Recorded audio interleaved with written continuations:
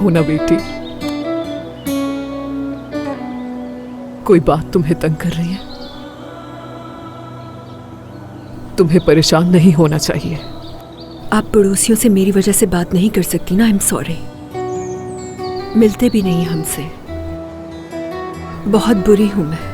कोई बात नहीं, पड़ोसियों की परवाह मत करो तुम। मुझे भी इनकी कोई जरूरत नहीं। हाँ, मुझे तुम्हारी फिक्र होती है। तुम समझती हो कि तुम्हारे बच्चे का बाप वापस आ जाएगा, लेकिन मुझे नहीं लगता कि वो आएगा। इस बच्चे की परवरिश तुम अकेले नहीं कर सकती। मुझे कुछ भी नहीं चाहिए,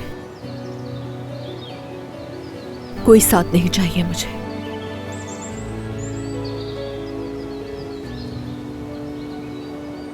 मैं खुद अपना बच्चा पालूंगी। मैं ही उसकी माँ और बाप बनूंगी। हम दोनों मिलकर सारी दुनिया का मुकाबला कर लेंगे।